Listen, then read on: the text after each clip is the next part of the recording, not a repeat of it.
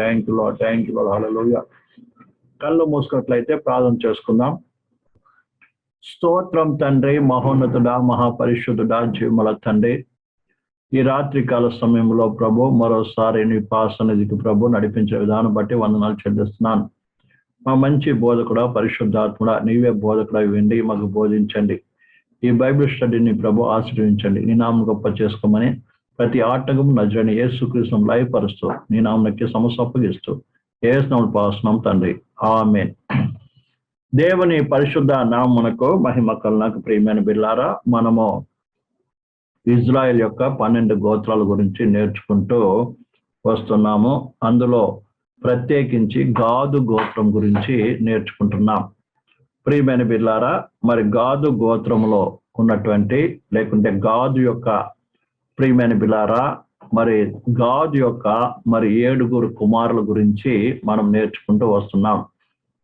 అందులో ముఖ్యముగా మొట్టమొదటిగా ప్రియమైన బిడ్డలారా, మరి మొదటి కుమారుడు జిప్యోన్ గురించి నేర్చుకున్నాం. ప్రియములారా, రెండోదిగా అగ్గి గురించి నేర్చుకున్నాం. ఈ దినం 3వ కుమారుని గురించి నేర్చుకుంటున్నాం. ఆల్రెడీ ప్రియమైన మా అందరికీ తెలుసు, మన యొక్క అంశము ప్రత్యక్ష గుడారము.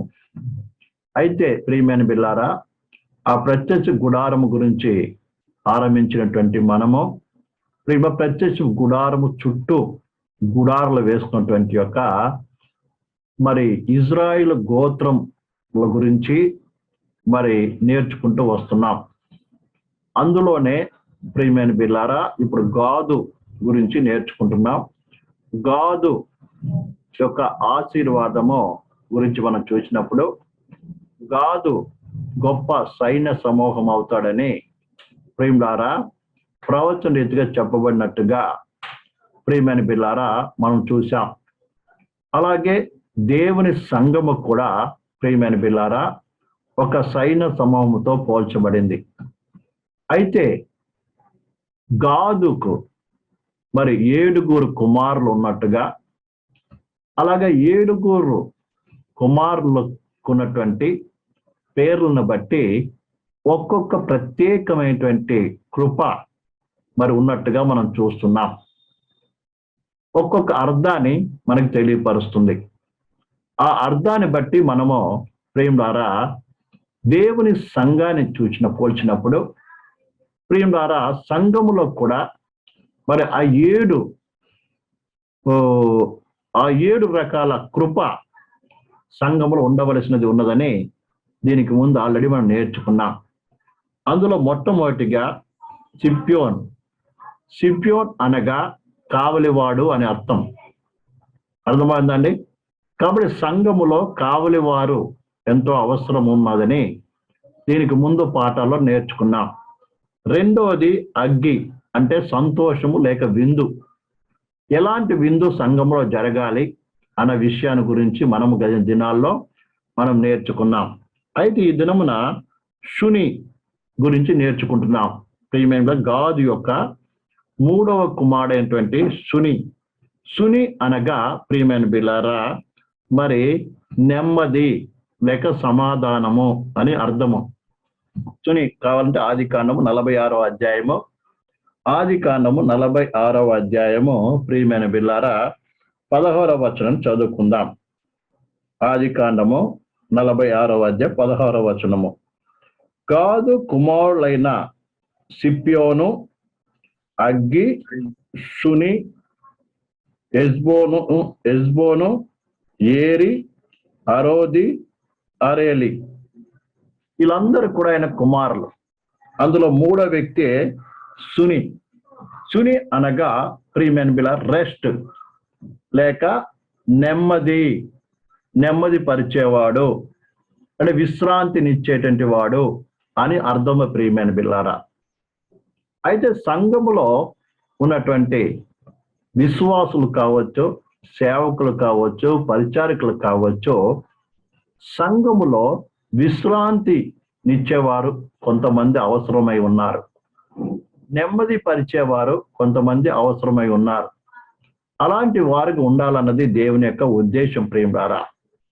కేవలము ప్రార్థించేవారు మెలకువతో ఉండి ప్రియులారా కావలి కాసేవారు కొంతమంది అయితే, అలాగే ప్రియమైన బిడ్డలారా మరి మనం విందు గురించి నేర్చుకున్నప్పుడు ప్రియులారా అనేక మందిని తప్పిపోయిన వారిని, నశించిపోతున్న వారిని నడిపించేవారుగా, అలాగే ప్రియులారా మరి వారు తమ క్రియల వలన, ప్రవర్తన వలన దేవుని నామాన్ని మహిమపరచబడమే కాకుండా శత్రువు సైతం కూడా మరి దేవుని తెలుసుకునేటట్టుగా ప్రియుల చేసేవారు కొంతమంది సంఘంలో ఉండవలసిన వారై ఉన్నారు.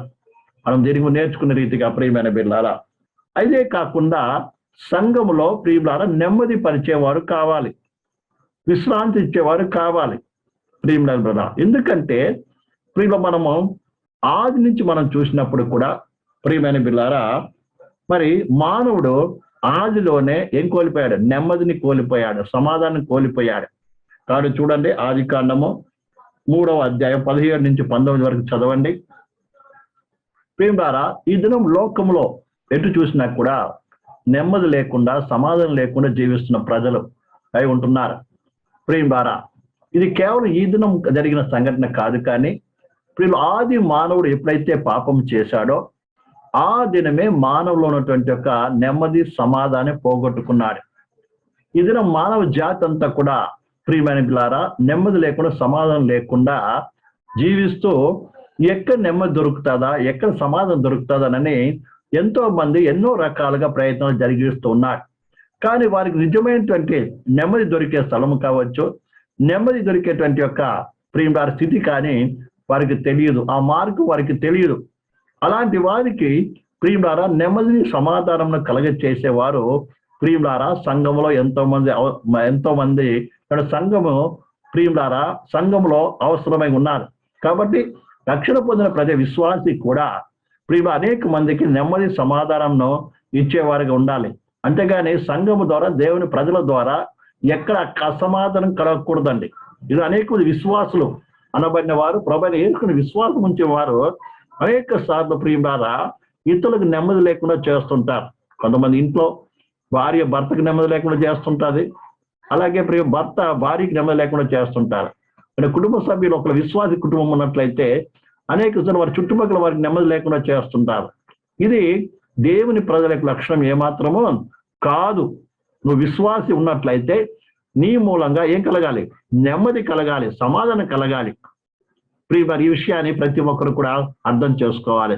రండి మనం ఆది కాండంలోకి వెళ్దాం. ప్రియమైన ఆది కాండము 3వ అధ్యాయం 17వ వచనం నుంచి మానవుడు ఏ స్థితిలో ఉన్నాడో, ఏ రకంగా ఆయన సమాధానం పోగొట్టుకున్నాడో, అలాగే ఎలా సమాధానం దొరుకుతుందో, అలాగే సమాధానం దొరికినటువంటి మన యొక్క బాధ్యత కూడా ఏమిటో కూడా మనము ఈ దినాల్లో ఈ యొక్క సుని ద్వారా మనం నేర్చుకోబోతున్నాం. ఇందు నిమిత్తమే ఆది కాండము 3వ అధ్యాయము 17 నుంచి 19 వరకు చదువుకున్న 17 నుంచి 19 వరకు చదువుకుందాం. ఆయన ఆదాముతో, నీవు నీ భార్య మాట విని తినవద్దన్న నేను మీకు ఆజ్ఞాపించిన వృక్ష ఫలమును తింటివి గనుక నీ నిమిత్తము నేల శపింపబడి ఉన్నది.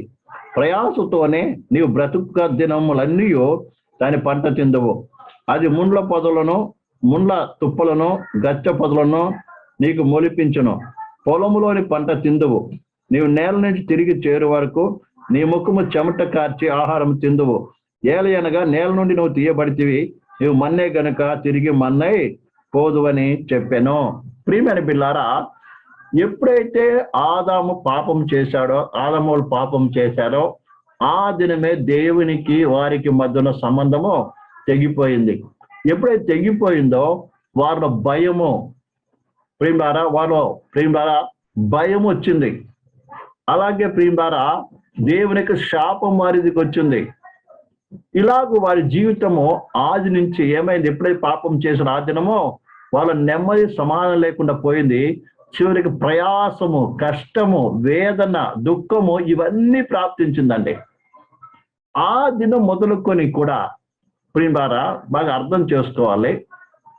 ఏదైనా తోటలో ఉన్నప్పుడు కూడా వాళ్ళు కష్టపడి పని చేస్తున్నారు. అర్థమైందండి?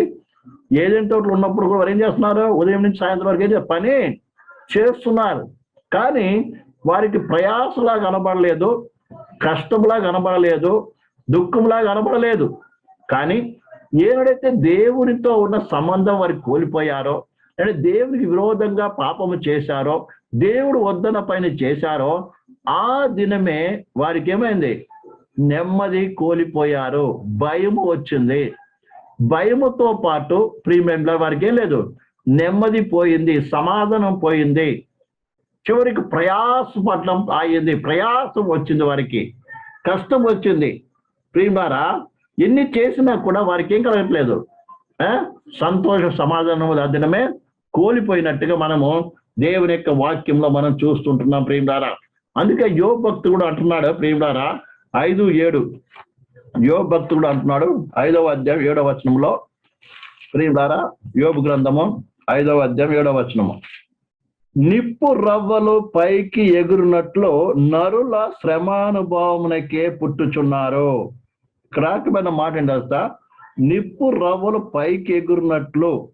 నిప్పు రవ్వలు, నిప్పు మండుతుంటే ఏమవుతుంది, ఒక్కొక్క రవ్వ పైకి ఎగురుతా పోతుంది కదా ప్రియమైన బిల్లారా. అలాగంట నరుడంట శ్రమానుభవానికే పుట్టి ఉన్నాడంట. ఇదే మానవ జాతి అంతా కూడా భయంకరమైన శ్రమలో ఉంది. ప్రపంచమంతా కూడా నెమ్మది లేకుండా ఉంది, సమాధానం లేకుండా ఉంది, ధైర్యం చెడి ఉన్నారు. ఏం జరుగుతుందో వాళ్ళకి తెలియదు. ఏదో ఒక ఉన్నతమైన మేము కనుగొన్నామని కొత్త కొత్త విషయాలను కనిపెడుతున్నారు. కానీ ఆ కొత్త కొత్త విషయాలు ఏమవుతుందో తెలుసా, వారికి మళ్ళీ రిటర్న్ గా భయము కలిగించే పరిస్థితి కనబడుతుంది ప్రియమైన బిల్లారా. ఈ విషయాన్ని మనం బాగా అర్థం చేసుకోవాలి. అర్థమవుతుందండి? విషయం ప్రతి ఒక్కరు కూడా బాగా అర్థం చేసుకోవాలి. కాబట్టి ఇక్కడ అన్నాడు, శ్రమ అనుభవమునకి ఏం చేస్తున్నాడంటే మానవుడు పుడుతున్నాడంట. 14:1 కూడా చదువుదాం. యోబు 14:1 రాయబడిన మాట ఏం తెలుసా ప్రియమారా, స్త్రీ కనిన నరుడు కొద్ది దినములై మిక్కిలి బాధ నొందును. ఇక్కడ అన్నాడు, స్త్రీ కనిన నరుడు కొద్ది దినములై గలవాడై మిక్కిలి ఏం చేస్తాడంట, బాధను అనుభవిస్తాడంట. పువ్వు వికసించినట్లు వాడు పెరిగి వాడిపోవును, నీడ కనపడకపోనట్లు వాడు నిలవక పారిపోవును. ఇక్కడ బాగా అర్థం చేసుకోవాలి. మానవులంతా కూడా ఏమై ఉన్నారంట ప్రియమారా, కొద్ది దినంలే, బహుశా వాడు జీవిస్తున్న దినాలు కొద్దివైనప్పటికీ ఏంటంట, మిక్కిలి బాధతో కూడిన దినం అంట. బాధతో కూడిన దినం అని చెప్తున్నాడు ప్రియమైన బిల్లారా. తర్వాత ప్రియమారా, తర్వాత ఆ కీర్తన గ్రంథము, కీర్తన 32వ అధ్యాయము, కీర్తన గ్రంథం 32వ అధ్యాయము 4వ వచనం చదువుదాం. దివారాత్రులు నీ చెయ్యి నా మీద బరువుగా ఉండెను, నా సారము వేసవి కాలము ఎండినట్టు ఆయను. ఎందుకు అలా జరుగుతుంది? మానవుడు చేసిన పాపాన్ని బట్టి దేవుని యొక్క కోపాను మనుషుని మీద ఉందంట. ఎలా ఉంది? భారముగా ఉంది. పాప భారము, వాళ్ళు చేసిన దోషాలు పాపాలు ఏమై ఉన్నాయి, భారముగా కనబడుతుందండి. ఈ రీతిగా ప్రపంచంలో ఉన్న మానవ జాతి అంతా ఎలా ఉన్నారంటే ప్రియమారా, భయంకరమైనటువంటి యొక్క ఎదుగులో ఉన్నారు. భారముతో, పాప భారముతో ములుగుతూ ఉన్నారు. నెమ్మది లేదు, సమాధానం లేదు. ఎక్కడ నెమ్మది దొరుకుతుందా, ఎక్కడ సమాధానం దొరుకుతుందని ఏం చేస్తాడు మానవుడు ప్రయాసపడుతూ ప్రియమారా జీవిస్తా ఉన్నారని దేవుని వాక్యం చెలవిస్తుంది. అదే 38లో కూడా చదువుదాం. ప్రియమ 38వ అధ్యాయము 4వ వచనంలో రాయబడిన మాట ఏంటంటే, మా దోషము నా తల మీదుగా పొర్లుచున్నవి, నేను మోయలేని బరువు వలె అవి నా మీద మోపబడి ఉన్నది. ఎలా ఉందంట? మోయలేని బరువుగా ఉందంట. కారణం ఏంటి? వారు చేసిన పాపము. ఇది ఎంతో మంది నెమ్మది కొరకు, సమాధానం కొరకు ఏం చేస్తున్నారు, ఎన్నో రకాలుగా ప్రయాస పడుతూ ఉన్నారు. అర్థమవుతుందండి? ఎంతో మంది కోటీశ్వరులు, ధనవంతులు సైతం అన్ని విడిచిపెట్టి దీని ద్వారా నెమ్మది కావాలి, సమాధానం కావాలని ఏం చేస్తారు తెలుసా, అన్ని విడిచిపెట్టి ఎక్కడికో చెట్టు దగ్గరికో, గుట్ట దగ్గరికో, నదుల దగ్గరికి వెళ్ళి ఏం చేస్తున్నారు, తపస్సులు చేస్తూ ఉన్నారండి.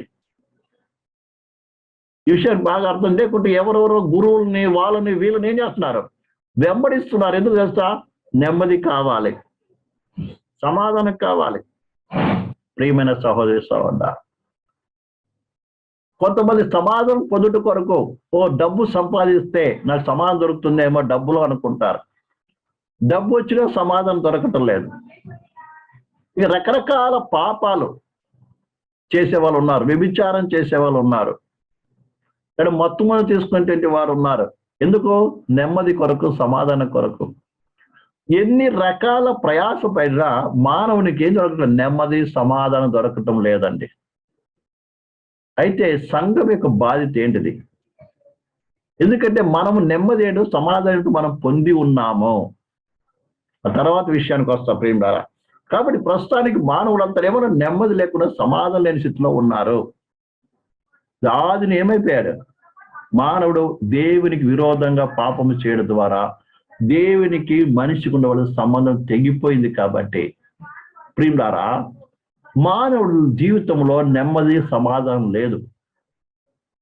ఈ లోక సంబంధమైన అన్ని అష్ట ఐశ్వర్యాలు ఉన్నప్పటికీ కూడా వాడి హృదయంలో ఎక్కడో వెలితి కనబడుతోందండి. ఎక్కడో తెలియని అసమాధానము, తెలియని దుఃఖము, తెలియని భారము ఇద్దరు మానవ జీవితంలో కనబడుతుంది. అందుకే ఇక్కడ కీర్తన అంటున్నాడు, ప్రియమైన బిల్లారా, ఎవరన్నా చెప్తా, నా దోషం నా తల మీద పొరలు ఉన్నవి. ఎవరన్నారండి? దావీదు చెప్తున్న మాట అండి. ఒక రాజు, ఒక దైవ భక్తుడు, ఒక కవి, ఒక దేవుని సేవకుడు, ఒక ప్రవక్త చెప్తున్న మాట ఏంటి తెలుసా? నా దోషం నా తల మీద పొరలుచున్నవి, నేను మొయ్యలేని బరువు నా మీద మోపబడి ఉన్నది. నా మూర్ఖత వల్ల కలిగిన గాయములు దుర్వాసన గలవై స్రవించుచున్నది. ఏ రీతిగా చెప్తున్నాడు చూడండి. ఎందుకు? మానవుడు చేసిన పాపము. దావీదుడు ఒక భయంకర పాపం చేశాడు. అని ఎంతో బైబిల్ కలిగిన వాడి దగ్గర పాపం చేశాడు. ఆ పాపము అతను ఎంత భయంకరంగా బాధించిందంటే అంత భయంకరంగా బాధించింది. చివరికి అంటున్నాడు, దేవా నీ పరిశుద్ధాత్మ నా ఎదురు నుండి తీసేయొద్దయ్యా, సమ్మతి గల మనసు నాకు ఇవ్వు, రక్షణ ఆనందం మరల నాకు పుట్టించు అని ప్రార్థిస్తున్నాడు. దాన్ని బట్టి అర్థం ఏంటిదంటే, ఒక వ్యక్తి ఎప్పుడైతే దేవునికి విరోధంగా పాపం చేస్తాడో అప్పుడే అతనిలో నెమ్మది సమాధానం అనేది తొలగిపోతుంది. ప్రేమ పిల్లారా, ఇది మీ జీవితంలో, మీ జీవితంలో ఎవరికైనా నెమ్మది సమాధానం లేదంటే దాని అర్థం ఏంటంటే నువ్వు ఎక్కడో పాపము చేసావని. అందుకే నిన్ను దావీదు పరిశీలన చేసుకుంటే ఏం చేయి, నువ్వు కూడా పరిశీలన చేసుకుని ఏం చేయాలి, నీ జీవితాన్ని చక్కగా చేసుకు, కన్నీరుతో దేవుని దగ్గర ఏం చేయి, మొరపెట్టు. నీకు నెమ్మది సమాధానం తిరిగి పొందుకునేంత వరకు నువ్వు దేవుని సన్నిధిలో ఏం చేయి, ఆయన సన్నిధిని విడిచి పెట్టొద్దనే దేవుని వాక్యం మనము చూస్తూ ఉన్నాం. ప్రేమ ద్వారా 90వ అధ్యాయము, ప్రియమైన బిల్లారా 7 నుంచి చదువుదాం. 90వ అధ్యాయము, 7వ అధ్యాయము, 90వ అధ్యాయము, కీర్తన గ్రంథము 90వ అధ్యాయము, ప్రేమ ద్వారా 7వ వచనము. నీ కోపం వలన మేము క్షీణించుచున్నాము, నీ ఉగ్రతను బట్టి దిగులు పడుచున్నాము. మా దోషము నీవు నీ ఎదుట ఉంచుకొని ఉన్నావు, నీ ముఖ కాంతిలో మా రహస్య పాములు కనబడుచున్నవి. నీ ఉగ్రత భరించినే మా దినములు గడిపితిమి, నీ తూర్పులు విడిచినట్టు మా జీవిత కాలము జరుపు కొందుము. మా ఆయుష్ 70 సంవత్సరంలో, అధిక బలమునల్లా 80 సంవత్సరములో. రాయబడిన మాట మోషే, దైవజన మోషే ఇది చెప్తున్నాడు. ఏం తెలుసా? మా దోషము నీవు నీ ఎదుట ఉంచుకొని ఉన్నావు, నీ ముఖ కాంతిలో మా రహస్యము కనబడుచున్నవి, నీ ఉగ్రతయు భరించుచునే మా దినములను గడిపితే. మీకు అంటున్నాడు, అయ్యా మా యొక్క పాప దోషాలు ఏంటంట దేవుని కనబడుతున్నాయంట. చూడండి, మనం ఏ పాపం చేస్తున్నప్పటికీ బహుశా మనం చేసే పాపాలు మనుషులు ఎవరికి తెలియకపోవచ్చు, ఎవరు చూడలేదు అనుకోవచ్చు, కానీ నీ పాపాలు దేవుడి ఎదుట కనబడుతున్నది. అంటున్నాడు, నీ ముఖ కాంతిలో మా రహస్య పాపములు కనబడుచున్నది. బహుశా నీకు తప్ప ఎవరికి తెలియకపోవచ్చు నువ్వు చేసిన పాపము. కానీ ప్రియులారా, నువ్వు అనుకోవచ్చు ఎవరికి తెలియనుకోబడికి, ప్రియులారా, మనవు చేసిన పాపం, మన మనస్సాక్షి ఏదైతే దోషం చేస్తుందో అన్ని కూడా దేవుని తేటగా కనబడుతున్న సంగతి మర్చిపోదే విషయం చెప్తున్నారు. అయ్యా, మా దోషములు మీ ఎదుట మీ ముఖాంతులు ఏమవుతాయి, కనబడుచున్నవి అంటున్నాడండి ప్రియులారా. అందుకే ఇవన్నీ పాపాలు చేస్తూ ఈ భయంకరంగా ఏం చేస్తున్నాడు, బాధింపబడుతున్నాడు మనిషి, వేదన అనుభవిస్తున్నాడు, నెమ్మది లేకుండా సమాధానం లేకుండా జీవిస్తూ ఉన్నాడు ప్రియమైన పిల్లారా.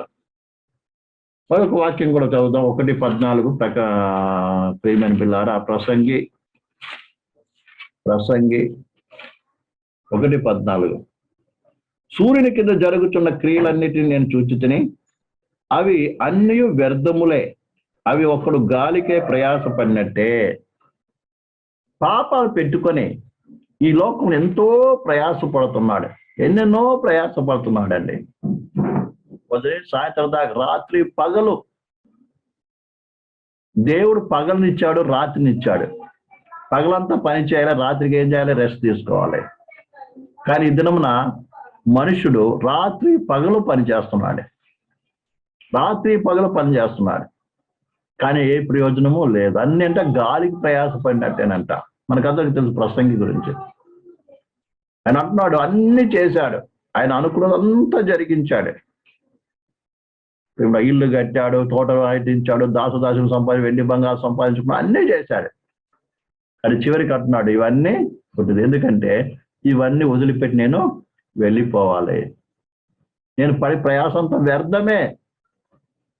ఈ లోకంలో మానవ జాతి పడుతున్న ప్రయాసం అంటే వ్యర్థం. ఎందుకంటే వాడు నెమ్మది లేకుండా, సమాధానం లేకుండా, రాత్రి పగల విశ్రాంతి లేకుండా ప్రయాసపడి చివరికి పోయే స్థలం ఎక్కడికి వెళ్తాడు, నరకానికి వెళ్తాడు. కారణం ఏంటంటే పాపము చేశాడు. రెండవది, ఈ లోకంలో జీవిస్తున్నప్పుడే తన సృష్టికర్తను ఏం చేయలేదు, గ్రహించలేదు. అందుకే ప్రసంగి అన్ని చెప్పుతూ చివరికి ఆయన మాట అనేది తెలుసా, చివరికి ప్రసంగిలో చెప్తున్న మాట ఏంటంటే, ప్రియమైన బిల్లారా, 12వ అధ్యాయంలో ఆయన చెప్తున్నాడు, ప్రియమైన బిల్లారా చూడండి 12:1, దుర్జనములు రాకముందే, ఇప్పుడు వీటి యందు నాకు సంతోషం లేదని చెప్పు సంవత్సరం రాకముందే, తేజస్సునకు సూర్యచంద్ర నక్షత్రములకు చీకటి కమ్మకముందే, వాన వెలసిన తర్వాత మేఘములు మరలా కమ్మకముందే, నీ బాల్య దినము నీ సృష్టికర్తను స్మరణకు తెచ్చుకొనము. నెమ్మది లేకుండా, సమానం లేకుండా, రాత్రంతా జీవితకాలం అంతా కూడా రాత్రి పగలు తేడా లేకుండా ఎంత ప్రయాస పడినా కూడా ప్రియమైన ప్రయాసంత వ్యర్థము. నువ్వు ప్రయాసపడి సంపాదించిందంతా, నువ్వు సంపాదించిన డబ్బు కావచ్చు, పదవులు కావచ్చు, హోదా కావచ్చు, మంచి పేరు కావచ్చు, ఏదైనా కావచ్చు, అన్ని కూడా ఏం చేయాలి, విడిచిపెట్టి వెళ్ళిపోవాలి. దాన్ని ఇంకొకరు అనుభవిస్తాడు. ఇవన్నీ వ్యర్థమే. చివరికి వెళ్ళిన తర్వాత కూడా ఎక్కడికి వెళ్ళాలి, శాశ్వతముగా దేవునికి దూరమైన నరకానికి వెళ్ళాలి. అందుకే అంటున్నాడు ఇక్కడ ప్రసంగి అన్ని చూసిన తర్వాత అనుభవించిన తర్వాత అంటున్నాడు, ప్రియులారా ఏంటంట, దుర్దినము రాకముందే, ఇప్పుడు వీటి యందు నాకు సంతోషము లేదని నువ్వు చెప్పు సంవత్సరం రాకముందే, తేజస్సునకు సూర్యచంద్ర నక్షత్రములకు చీకటి కమ్మకముందే, వాన వెలిసిన తర్వాత మేఘం మరలా రాకముందే, నీ బాల్య దినం అందు ఏం చేయాలంట, నీ సృష్టికర్తను స్మరణకు తెచ్చుకో. నేను సృష్టించిన సృష్టికర్త ఎవరో తెలుసుకో. ఈ లోకము ఎన్నెన్నో కనిపెడుతున్నాడు మానవుడు,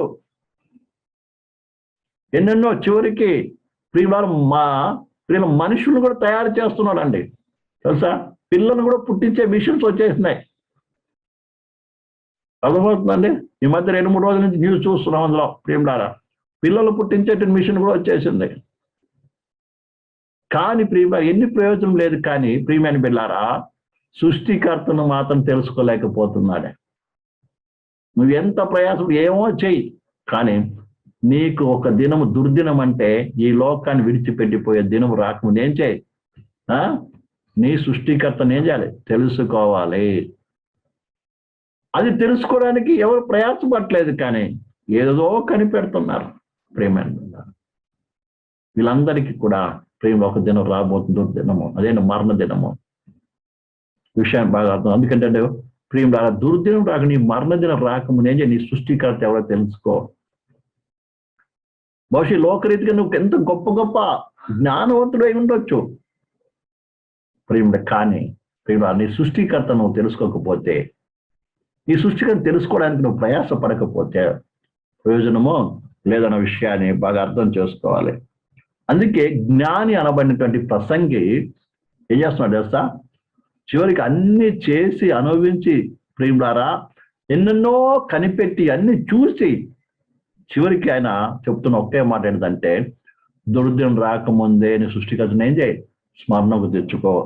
ఒక చక్కటి మాట కూడా ఇదే రాయబడింది ప్రియమైన బిళ్ళారా. ఎక్కడంటే 13వ వచనంలో మాట్లాడాడు.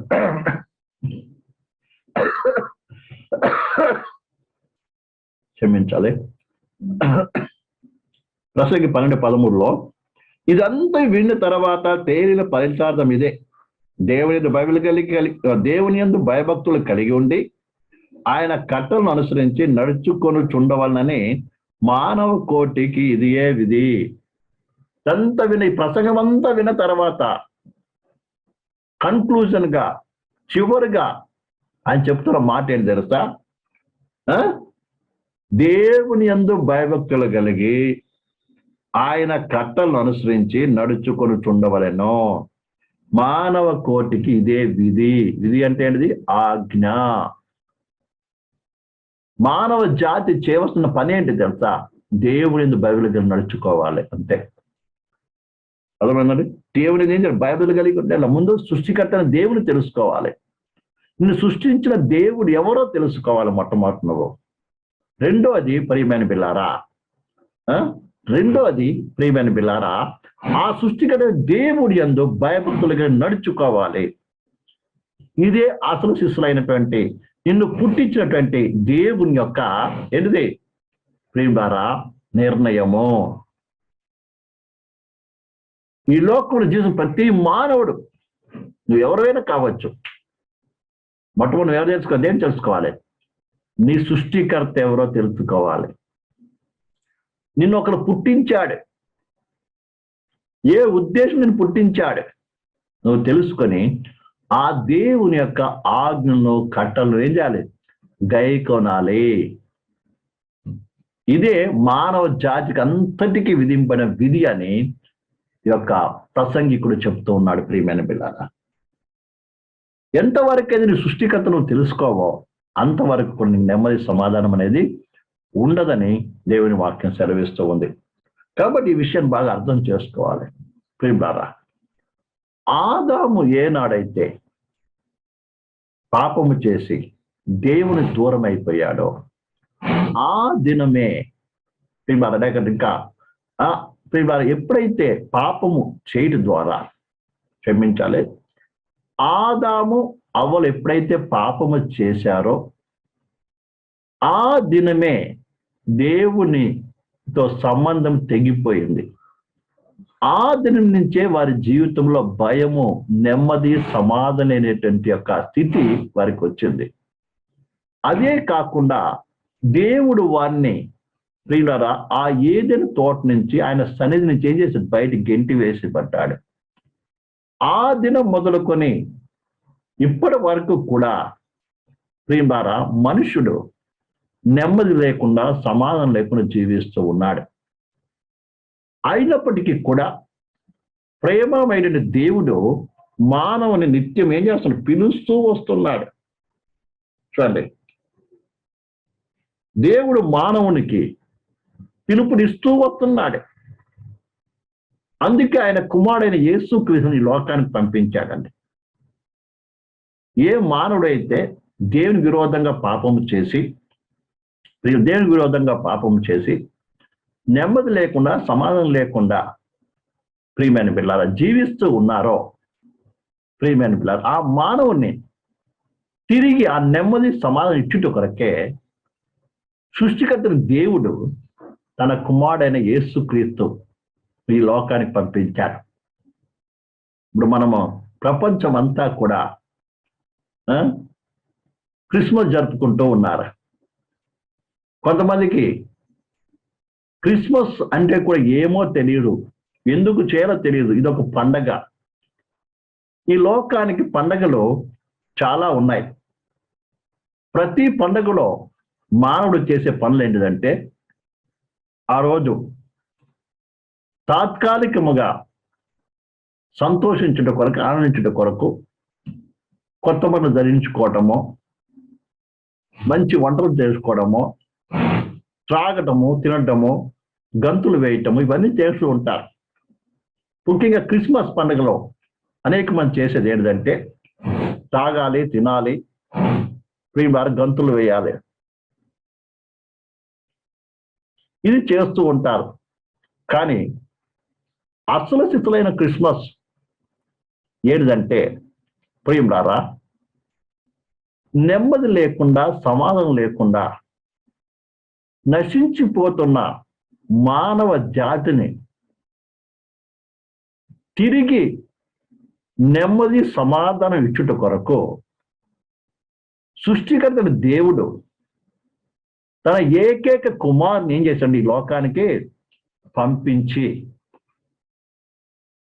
మానవుడు చేసిన పాపం అంతటిని కూడా ఆయన మీద వేసుకొని ఆ కల్వారి సిలువలో, ప్రియమైన బిడ్డలారా, ఆ కల్వారి సిలువలో ఏం చేశాడు, తానే పాపముగా మార్చబడి ఆ పాపానికి శిక్ష అనుభవించాడు, లేదా ఆ పాపానికి శిక్ష వేశాడు. ప్రియమైన బిడ్డలారా, ఏ వ్యక్తి అయితే ఈ సత్యాన్ని గ్రహిస్తారో వారు నిజమైన నెమ్మది, సమాధానం దొరుకుతుందండి. ఒక పండగ రోజు కాదు సమాధానం, నెమ్మది దొరికేది. దేవుని ఉద్దేశము ప్రియులారా, ఏదో ఒక పండగ రోజు మాత్రం నీకు సంతోష సమాధానం ఇవ్వడం కొరకు కాదు. సృష్టికర్తన దేవుడు ఆనాడు ఏదైనా తోటలో దేవునితో మానవుడు ఉన్నప్పుడు ఏ రీతిగా సమాధాన, నెమ్మదితో, సంతోషముతో, ఎలాంటి భయము, భీతి లేకుండా, ఇది లేదు అన్నటువంటి ఒక నిధి లేకుండా తనకు అప్పగించి పనిని చేస్తూ దేవునితో అందు ఆనందిస్తూ జీవించారో, దేవునితో కలిసి నడిచారో,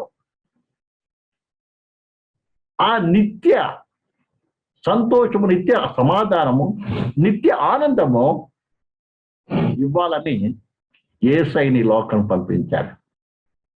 అందుకే యేసుప్రభు ఈ లోకానికి వచ్చినప్పుడు ఆయన ఒక చక్కటి మాట చెప్తున్నాడు.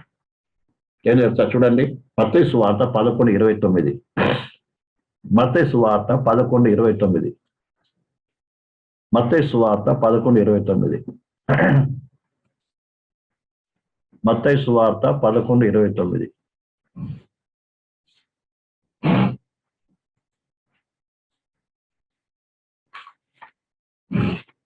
చదవగలరు, చదవండి.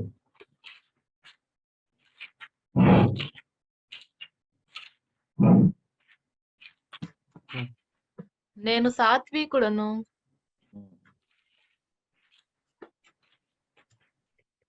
28 నుంచి చదవండి. ప్రయాసపడి భారము మోసుకొనుచున్న సమస్త జనులారా నా యొద్దకు రండి, నేను మీకు విశ్రాంతి కలుగజేతును. చాలండి. ఇక్కడ రాయబడిన మాట ఏంటండి ప్రియమైన పిల్లారా, ఇక్కడ ప్రభుని యేసుని పిలుస్తున్నాడు అందరినీ. ఏమని? ప్రయాసపడి. నిజంగా చూసినప్పుడు ఆది నుంచి కూడా మానవుడు ప్రయాసపడుతూ మొదలుకొని ఈ దినం వరకు కూడా ప్రయాసపడుతూ ఉన్నాడు. యేసు పిలుస్తాడు ఏం తెలుసా? ప్రయాసపడి భారం మోయించిన సమజనులారా నా యొద్దకు రండి, నేనేం చేయాలి, మీకు విశ్రాంతిని కలగజేయుదును అంటున్నాడండి. నిజమైన విశ్రాంతి ఎక్కడ? యేసయ్య దగ్గర. ఎప్పుడైతే నువ్వు యేసు నమ్ముతున్నావో అప్పుడే అసలు శిష్యులైనటువంటి యొక్క విశ్రాంతి, నెమ్మది నీకు దొరుకుతుందండి. విషయాన్ని బాగా అర్థం చేసుకోవాలి. అలా ప్రయత్నిస్తారు. Hallelujah. Praise God, praise God, praise God, praise God, praise God. Hallelujah. Hallelujah. Thank you Jesus. Thank you Lord, thank you Lord, thank you Lord, thank you Lord. Hallelujah. Thank you Father. Hallelujah. ప్రార్థన చేసుకుందాం.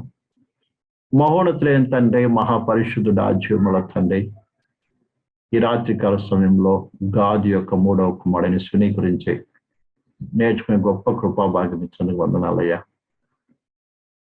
అవును తండ్రి, గాదును ఒక సైన్య సమూహముగా నువ్వు చేశావు. ఇదన సంఘం అనేటువంటి ఒక సైన్య సమూహంలో గాదుకు 7 కుమారులు ఉన్నారో అలాంటి వారిని ఇదన సంఘంలో కూడా అవసరమే ఉన్నారు ప్రభు. ఈ వాక్యం వింటున్న ఒక్కొక్కరిని ప్రేరేపించి ఒక్కొక్కరు ఒక కృప పొందుకున్న వారుగా లేవనెత్తండి. కాలువారు లేవనెత్తండి. అనేక తప్పిపోయిన వారిని తీసుకుని వచ్చి నిజమైన విందు, సంతోష, సమాధానం కలిగించే వారిని లేవనెత్తండి. ఈ రాత్రికాలం నేర్చుకున్న రీతిగా అనేక మంది నెమ్మది, సమాధానం కలగజేసేవారుగా, అనేక మంది దేవునితో సమాధాన పరిచేవారిని కోరుకుంటండి. లేవనెత్తండి ప్రభు. అటు వారిని సంఘంలో మీరు లేవనెత్తాలని ఈ రాత్రికాల సమయంలో మీరు ఒక్కొక్కరిని మీరు మాట్లాడిన ప్రకారం సుని వలె నెమ్మది, సమాధాన పరిచేవారిని క్రీస్తు రాయబారులుగా ఆయుక్తపరచమని వీటిని గొప్ప సమయంలో వందనాలు చెల్లిస్తాం. మీరు అక్కడ ఆలస్యమై తిరిగి కలుసుకుని కృపా సమాధానం నుంచి కంచుకొని జీవించమని లేదు మీరు మేమందరం కూడా మధ్యాహ్నం కలుసుకునేటువంటి గొప్ప ధనిత మాకు అనుగ్రహించి సహాయం చేయండి. కృప అనుగ్రహించండి. ప్రజలు దీవించి పంపించమని యేసును బట్టి పావస్తున్నాం తండ్రి. ఆమేన్. మన తండ్రి అయిన దేవుని ప్రేమయు, కుమారుడైన యేసుక్రీస్తు కృపయు, పరిశుద్ధాత్మక అన్యోన్య సహవాసము కూడా వచ్చిన మనందరిలో ఒక సకల పరిశుద్ధులకు కూడా ఆయన రాకడ పర్యంతోడే నడిపించును గాక. ఆమేన్. అందరికి కూడా యేసుక్రీస్తును వందనాలు. Praise the lord.